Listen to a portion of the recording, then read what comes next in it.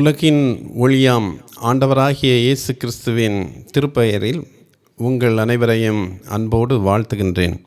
இந்த நாளிலும் ஆண்டவருடைய வார்த்தைகளை தியானிக்கும் முன்னதாக வேண்டுதல் செய்வோம்.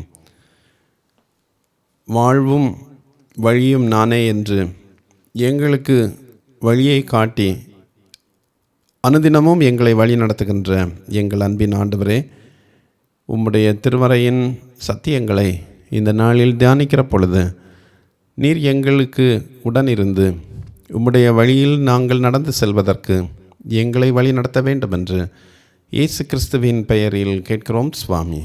ஆமேன். மத்தேயு 5:14 நீங்கள் உலகத்துக்கு வெளிச்சமாக இருக்கிறீர்கள் என்று ஆண்டவர் சொன்ன வார்த்தையை நாம் அனைவரும் அறிந்திருக்கிறோம். இதே பொருளை வெளிப்படுத்தல் 1 கடைசியில் தம்முடைய காட்சிகளை எல்லாம் யோவானுக்கு வெளிப்படுத்திய ஆண்டவர் 19, 20 உலகுக்கு வெளிச்சமாக இருப்பதற்கு அவர் சில உண்மைகளை சொல்லுகின்றார். நீங்கள் உலகுக்கு வெளிச்சமாக இருங்கள் என்று சொன்னதைப் போல 19, 20 அவர் கட்டளையிடுகின்ற 3 கட்டளைகள் இருக்கின்றன. முதலாவதாக 19 நீ கண்டவைகளையும் இருக்கிறவைகளையும் இவைகளுக்கு பின்பு சம்பவிப்பவைகளையும் எழுது என்கின்றார். முதலாவது அவர் சொல்லுகின்ற ஒரு கட்டளை எழுது. நீ கண்டவைகள், இருக்கிறவைகள், இவைகளுக்கு பின்பு சம்பவிக்க வேண்டியவைகள், இவைகளை இப்போது நீங்கள் பேச முடியாத இந்த காலத்தில் எழுதுங்கள், எழுது என்று சொல்கின்றார். எவற்றை எழுத வேண்டும்? 3 காரியங்கள். என்னிடம் இருந்தபோது கண்டவை. யோவான் எவற்றை கண்டார்? மறுரூப மலை அனுபவத்தை கண்டார். பத்மு தீவில் அவர் இயேசுவின் காட்சியை அவர் காண்கின்றார். இனி வரப்போகிறவற்றை பற்றியும் ஆவியானவர் அவருக்கு காட்சி தருகின்றார். அவற்றையும் சொல்ல வேண்டும். யாத்ராகமம் 32:16 சீனாய் மலையில் மோசேயோடு பேசிய ஆண்டவர் இஸ்ரவேலருக்கு வகுத்து கொடுப்பதற்காக கற்பலகைகளில் அவரே சில வார்த்தைகளை எழுதி, கட்டளைகளை எழுதி அவரிடத்தில் கொடுத்தார் என்று யாத்ராகமம் 32:16 படிக்கிறோம். கற்பலகையில் எழுதியவை அவரால் எழுதப்பட்டவை. தாம் சீனாய் மலையில் எழுதி பிற்கால சந்ததியினருக்கும் அறியும்படி நற்செய்தியை பகிர்ந்தது போல இக்கால விசுவாசிகளாகிய நாமும் எழுதும்படி ஆவியானவர் பணிக்கிறார். யோவானிடம் எழுத வேண்டிய சாராம்சங்களையும் அவர் கூறுகின்றார். தன்னுடைய கடந்த கால அனுபவங்கள், பாஸ்ட் எக்ஸ்பீரியன்சஸ், ப்ரெசன்ட் பிளெஸ்ஸிங்ஸ், இப்போதைய ஆசிகள், ஃப்யூச்சர் எக்ஸ்பெக்டேஷன்ஸ், எதிர்காலத்தில் எதிர்நோக்குகிறவைகள், இவை அனைத்தையும் எழுதும்படி சொல்லுகின்றார். தூய யோவானுக்கு கொடுத்த கட்டளையை நாமும் சிந்தித்து பார்க்கும்படி இன்று ஆண்டவர் அழைக்கிறார். இயேசு கிறிஸ்துவினுடைய அன்பை பகிர்வது மட்டுமல்ல, எழுதுவதும் இங்கே ஆண்டவர் தருகின்ற ஒரு அழைப்பு. எழுத தெரிந்தவர்கள் எல்லாரும் எழுதுங்கள் என்று அவர் அழைக்கிறார். எழுதாதவர் இவற்றை எழுத முற்பட அவர் அழைக்கிறார். சாட்சியை பகர்வதற்கு இயலவில்லை என்று நாம் அஞ்ச தேவையில்லை. ஏனெனில் துன்பம் மிகுந்த காலத்தில் பத்மு தீவில் யோவானுக்கு இந்த காட்சி தரப்படுகின்றது. வார்த்தைகளை சொல்லுவதற்கு வழி இல்லை, அதை கேட்பதற்கும் அருகில் ஒருவரும் இல்லை. ஆகவே யோவானிடத்தில் ஆண்டவர் சொல்லுகின்றார், நீ சொல்ல முடியவில்லையே என்று கலங்க தேவையில்லை, எழுது என்று சொல்கின்றார். நம்மால் நற்செய்தியை பகிர முடியாத காலத்தில், சொல்ல முடியாத வேளையில் நாம் கவலைப்படாது எழுதுவதற்கு அவர் அழைக்கிறார். இரண்டாவதாக, உலகுக்கு வெளிச்சமாக இருக்கும்படி நீங்கள் எழுதுங்கள் என்று சொல்லியவர் இப்பொழுது 7 குத்து விளக்குகளை பற்றிய ஒளியை குறித்த ஒரு செய்தியை சொல்லுகின்றார். 20ஆம் வசனத்தை பாருங்கள். என் வலது கரத்தில் நீ கண்ட 7 நட்சத்திரங்களின் இரகசியத்தையும் 7 பொன் குத்து விளக்குகளின் இரகசியத்தையும் எழுது. அந்த 7 நட்சத்திரங்களும் 7 சபையின் தூதர்களாம். நீ கண்ட 7 குத்து விளக்குகளும் 7 சபைகளாம். 7 குத்து விளக்குகள் என்று இங்கே சொல்லப்பட்டிருப்பதனுடைய பொருள் தெளிவாக 1ஆம் அதிகாரத்தின் கடைசி வாக்கியத்தில் சொல்லப்பட்டிருக்கிறது. 7 குத்து விளக்குகளும் 7 சபைகளாம். குத்து விளக்குகளை ஆங்கிலத்தில் லேம்ப் ஸ்டாண்ட்ஸ் அல்லது விளக்கு தண்டுகள் என்று நாம் சொல்லுவோம். லேம்ப் ஸ்டாண்ட் என்பது திருச்சபையை குறிக்கிறது என்றும் இந்த வசனம் சொல்லுகிறது. எனவே சபைகள் விளக்குகள் அல்ல, மாறாக விளக்கை தாங்கி நிற்கும் அல்லது ஒளியை தாங்கி நிற்கும் லேம்ப் ஸ்டாண்ட்ஸ். இதை நாம் தெளிவாக புரிந்து கொள்ள வேண்டும்.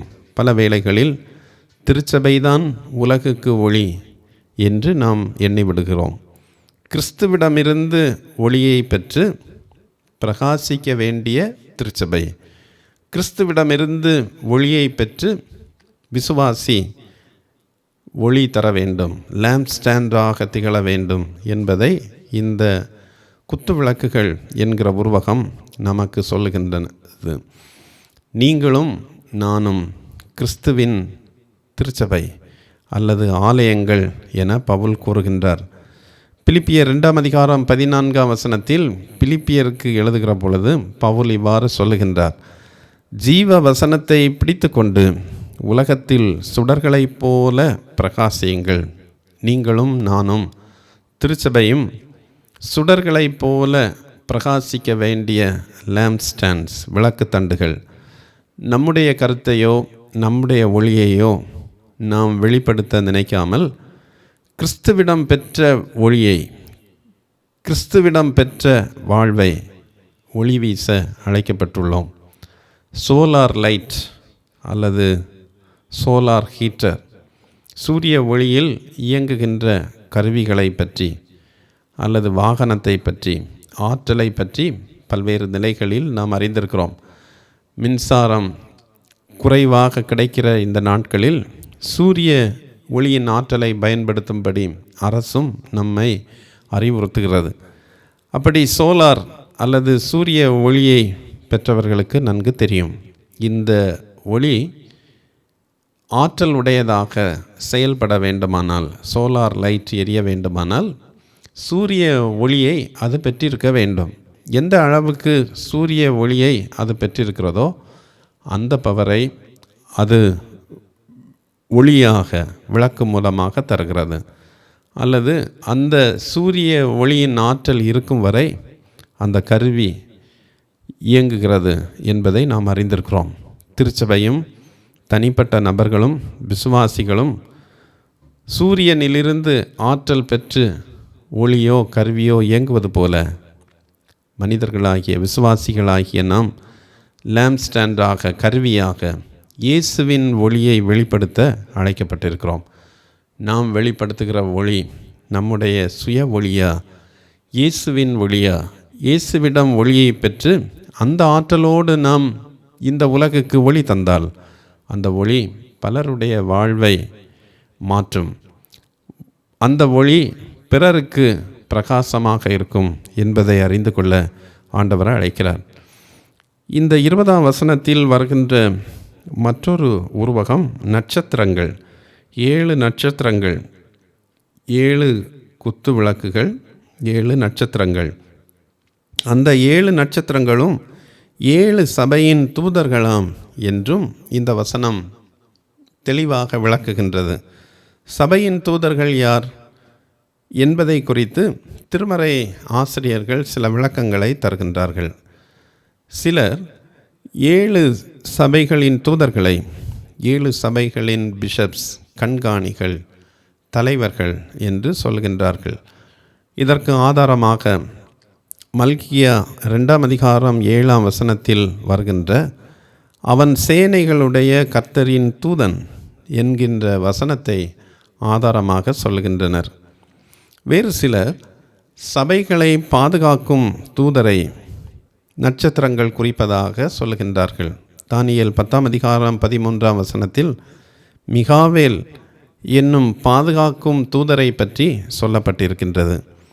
இதே போல அப்போஸ்தலர் 12:15 பேதுரு சிறையிலிருந்து வந்துவிட்டார் என்கின்ற செய்தியை ரோதை என்கின்ற பெண் ஒருவர் வீட்டில் ஜெபித்து கொண்டிருந்தவர்களிடம் சொன்ன பொழுது அந்த வீட்டில் இருந்தவர்கள் சொல்லுகிறார்கள், அது அவருடைய தூதராக இருக்கலாம் என்று கூறியதை சிலர் குறிப்பிட்டு சொல்லுகின்றார்கள்.